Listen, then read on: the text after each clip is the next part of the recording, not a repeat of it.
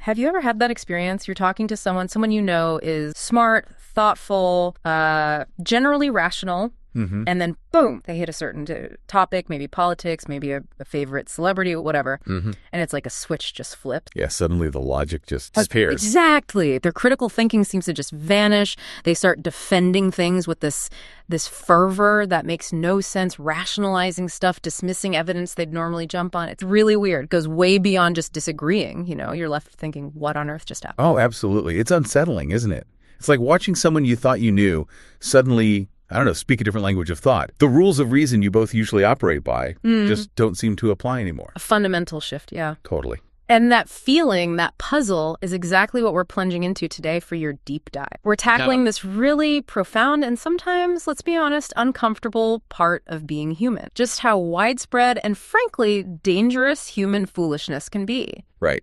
And our main guide here is this fascinating essay, The Terrifying Theory of Stupidity You Were Never Meant to Hear, Dietrich Bonhoeffer, which itself leans heavily on the work of an economic historian, Carlo Cipolla, plus some other really sharp insights. So our mission today is to kind of peel back the layers on why is this stuff so common, why is it uniquely dangerous, maybe more than we think, and crucially, what does knowing this mean for you? How can you navigate a world where this kind of, well, let's call it stupidity for now, is always present? Okay, let's get into it.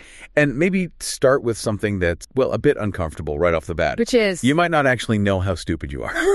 Okay, tell me more. Well, the source material really digs into this idea that often truly foolish people are completely unaware of their own foolishness. It sounds circular, but it makes a weird kind of sense. It does, actually. It reminds me of that research David Dunning, was it, at Cornell? Exactly, Dunning's work. He basically showed that the skills you need to recognize if you're competent at something are often the very same skills you need to be competent at it in the first place. Which means? Oh, wow. Okay, so if you're genuinely bad at something, you literally lack the tools, the insight to even know you're bad. Yeah, it's darkly funny, but also deeply insightful. It really is. It's like your biggest blind spots are exactly where you feel most certain. So think about it. Where in your life are you absolutely convinced you've got it figured out? But maybe, just maybe, you're unaware of some pretty big gaps. That self-reflection is so important. Yeah. Because there's this ancient Greek idea that's pretty provocative, too. Go on. It suggests that often more harm is actually caused in the world by foolish, incompetent people than by people who are genuinely evil. More harm from foolishness than evil. That's a big... It is. And it connects to this Greek word phronesis. Phronesis, I know that one. It's usually translated as like practical wisdom, right? Yeah. Exactly. It's not just book smart. It's about knowing how to navigate life, understand people, get things done in a balanced, effective way. It's that wisdom to act well in tricky situations. Okay, so how does that connect to stupidity? Well, the source we're looking at suggests the core reason people act foolishly or stupidly in this context is their absolute conviction that they already have all the answers. Ah, okay. That certainty again. Yeah. It narrows their focus completely. They get locked onto one idea, maybe something they picked up online, and it's like they're on this monorail path. They just zoom down it, ignoring everything else around them, any evidence that doesn't fit. And that's where it gets really scary, right? Especially when people with that kind of unshakable certainty are in charge. Oh, absolutely. Think about the Peloponnesian War, Athens versus Sparta. Oh. Thucydides wrote about how the Athenian leaders were just so sure, oh, this will be easy. Right. Total overconfidence. And that certainty, that blindness to reality, led them into catastrophic mistakes, grand strategic failures, and ultimately it destroyed Athenian democracy. Wow. So the lesson is people who are absolutely certain, especially when it's not based on real evidence or questioning, they're acting foolish. Very foolishly. And when those people have power, they become very, very dangerous. Maybe, the source argues, just as dangerous as people we'd call evil. Because evil might at least have a twisted logic you can understand. Perhaps, or at least a goal. But this kind of foolish, often it seems to have no coherent goal at all, just destruction. So, okay, if certainty is the problem, what's the antidote? How do you fight that kind of mental rigidity? Well, there's a concept from the poet John Keats, actually from like 200 years ago. He called it negative capability. Negative capability? Sounds intriguing. He developed it trying to figure out what made Shakespeare so brilliant. Keats realized Shakespeare had this amazing ability to hold like two thoughts in his head at the same time, even if they seemed to contradict each other. Without needing to immediately pick one or judge. Exactly. Without that irritable reaching after fact and reason, as Keats put it. It's about being okay with ambiguity, with uncertainty, with mystery and doubt, recognizing that life isn't always either. Often it's kind of both. That sounds like, well, like real thinking, not just reacting. That's what Keats thought. The essence of creativity, of deep understanding. I've actually been playing around with a similar idea myself, sort of a mental model. I call it, and this is maybe a bit silly, cognitive superposition. Okay, like from physics. Yeah, exactly. The idea that, possibilities exist simultaneously until you make a decision or measurement. So I try to consciously hold multiple possibilities in mind, embrace that ambiguity instead of rushing to collapse the options into one single truth. That's a really powerful analogy, and it brings us right back to that phenomenon you mentioned at the start, doesn't it? You mean the intelligent friend suddenly going off the rails? Yeah. What is it about our psychology that makes even smart people just abandon reason sometimes? Right. I keep thinking about that specific conversation I had.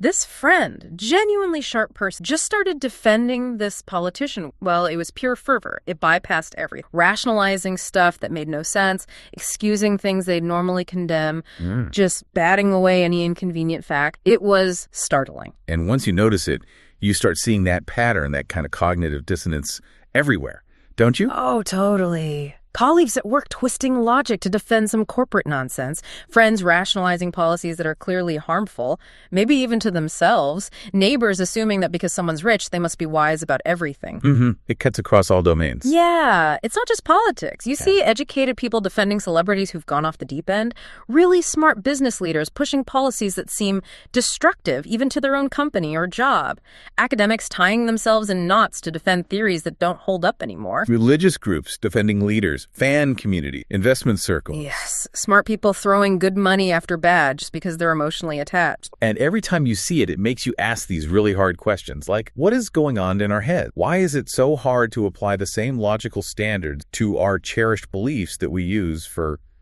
choosing a new appliance? And the toughest one, where am I doing? Where are my own blind spots, my own irrational defenses? Exactly. Which brings us squarely to Carlo Cipolla. Right, the economic historian from Berkeley in the 70s, his work on stupidity. Yeah, and it started almost as satire, apparently, but it turned into this incredibly profound way of looking at exactly these kinds of puzzling behavior. What's key about Cipolla, as I understand it, is that he wasn't just talking about ignorance, right? Not just lack of knowledge. No, absolutely not. That's crucial. If stupidity were just ignorance, then education would fix it. And, history clearly shows that's not the whole story. We have more education than ever, but foolishness persists. Exactly. Cipolla suggests something much more unsettling. He talks about fundamental laws governing choices that go against common sense, even against self-interest. It's not random. There are patterns to this foolishness. Okay, so what are these patterns? He had categories, right? Yes, 4 basic behavioral groups. They sound simple, but they're really illuminating. First, the intelligent. Okay. These are people whose actions manage to benefit both themselves and other people. Positive sum outcome. Win-win. Makes sense. The ideal, maybe. Then second, you have the bandits.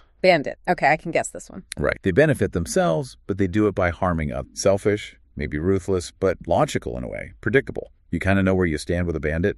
You can even negotiate sometimes. Okay. Group 3. Group 3 he called the unfortunate, or sometimes translated as helpless. These are people who try to help others. Their intentions might be good, but their actions end up causing harm, often to themselves too, but mainly to others, while they might gain nothing or even lose.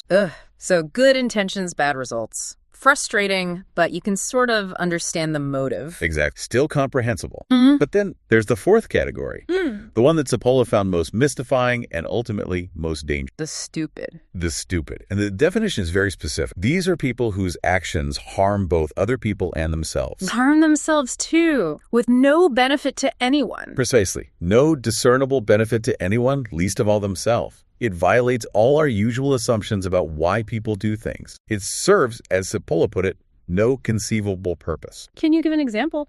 Think about maybe a colleague who constantly undermines projects they're also working on, ensuring failure for everyone, including themselves. Or, neighbors who start some bitter feud over nothing that ends up making life miserable for the whole street, including their own. It's destruction seemingly without reason or gain. Wow, okay. That's disturbing. So that's the definition. What are his laws? Right. The laws of stupidity. Law number 1. We always and inevitably underestimate the number of stupid individuals in circulation. We always underestimate how many there are. Yeah. It's not just being cynical. It's a recognition that cuts against our usual, maybe comfortable assumption that foolishness is just some small fringe minority. Think about it. Our belief in democracy or efficient markets kind of rests on the idea that most people act rationally most of the time. But Cipolla's saying maybe that assumption is shaky. Very shaky. He points to history. Think about, say, 1930s Germany. You had ordinary people, teachers, doctors, musicians, shopkeepers, people with jobs, families, education, who somehow enabled or participated in atrocities that brought absolutely no conceivable benefit to their own families or communities. Often the opposite. It suggests this deep human susceptibility to movements or ideas that serve no rational purpose at all. And you see echoes today. Well, you could argue you see it in things like political movements that seem designed mainly to create chaos without a clear positive outcome for their supporters. Yeah. Or think about how easily misinformation spreads online, even when it demonstrably harms the interests of the people sharing consumer choices that leave people poorer and less healthy. Right. It implies we're just constantly underestimating our collective capacity for foolishness. That's the first law. The second law is maybe even more challenging. Stupidity is independent of all other human characteristics. Independent meaning? Meaning things like wealth, education level, talent, job title, social status, professional success, even moral reputation. None of these things offer any reliable protection against acting stupidly. Out. So having a PhD doesn't make you immune. Being a successful CEO doesn't mean you have good judgment outside your business. Exactly. It forces you to confront your own biases, right? Yeah. How often do we automatically assume someone with an advanced degree has good judgment about everything, or that someone who's made a lot of money must be wise? That's the halo effect. Yeah, I see that all the time. Smart fans defending dumb things said by celebrities they like. Successful tech founders suddenly treated as experts on public health or geopolitics. Brilliant scientists making confident claims way outside their field, and people just accept it. So the humbling takeaway is, even the smartest, most accomplished people are just as likely to fall into this trap. Professors, executives, experts. And crucially, you yourself. You remain just as vulnerable. Education gives you tools, sure, but those tools can be put aside, they can be misapplied, they can be overwhelmed by emotion or ideology or just plain foolish. Okay, so underestimate the number, and it's independent of other traits. What's law? The third law gets back to that core definition. A stupid person causes losses to others while deriving no gain themselves, and often actually incurring losses. Right, the harm to self and others with no... This isn't the bandit's calculated selfishness. This is something else. A mysterious, destructive impulse. Actions that benefit no one cause real damage. Cipolla almost frames it as destruction for its own sake. Destruction for its own sake. Can you give historical examples again? Well, think about leaders like Stalin and his purge. He killed off huge numbers of his own experienced military officers right before World War II. It massively weakened the Soviet Union when it needed strength most. That doesn't seem strategically smart. Not at all. Or Mao's Great Leap Forward caused a horrific famine, undermined his own regime's stability. Pol Pot in Cambodia, attacking the educated class, destroying the very people needed to rebuild the country. These weren't just cruel policies. They were profoundly self-defeating, weakened the very regimes implementing. So what motivates? If it's not greed or power in the usual sense, what is it? That's the deep mystery. Cipolla doesn't fully answer it. Is it some kind of unconscious self-sabotage, maybe avoiding the anxiety of success? Is it about validating a worldview even if it costs you, a complete disconnect from reality? Or is there, disturbingly, some kind of innate drive towards chaos? We don't really know. It challenges our basic ideas about motivation. Okay, that's heavy. What about the last 4 and 5? All right, the fourth and fifth laws kind of go together and bring it back to practical danger, essentially. Rational people consistently underestimate both the influence of stupid behavior and its unique danger. We underestimate danger. How so? Because we tend to make the mistake of treating foolish behavior like it's just misguided self-interest. We try to reason with it, negotiate with it, appeal to logic, like you would with a bandit. But that doesn't work. It can't work if the person isn't acting out of self-interest, even misguided. Cipolla's point is stark. You can't negotiate with someone whose destruction isn't a means to an end, it is the end. You can't appeal to their self-interest if their behavior actively works against their own interests. It's like trying to reason with, like you said, a force of nature, an earthquake or something. Exactly.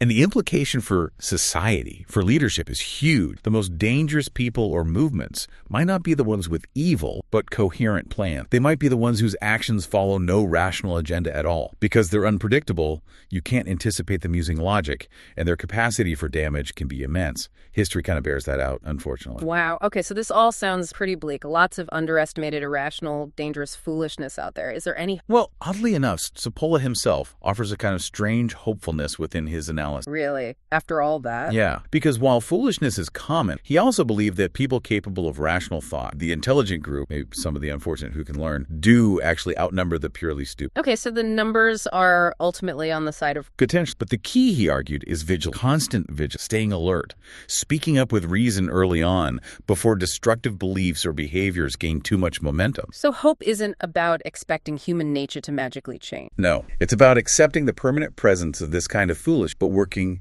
actively, constantly, to limit its influence. How? What does that look like practically? It means building resilient systems, things like checks and balances in government, designing decision-making processes in organizations that try to aggregate collective wisdom, but also filter out that tendency towards, mob dynamics or groupthink, building safeguards against the irrational. And on a personal level, for you. Well, perhaps the most critical piece is that commitment to the ongoing self-examination, intellectual. Going back to that point. Exactly. Asking yourself honestly, how critically do I look at my own most cherished beliefs? Where might I be suspending judgment? Where am I defending something beyond reason just because it's comfortable or familiar? And when I see problems in others, how might my own blind spots be contributing somehow? That's uncomfortable work. It is. But it's also incredibly liberating in a way. When you start applying that same scrutiny to yourself, you inevitably find areas where you can improve your own thinking. It makes you smarter, more effective. And bonus, it makes you better at recognizing and maybe countering destructive patterns in the world around. So wisdom isn't like a destination you arrive at. Not at all. It's a practice. Yeah.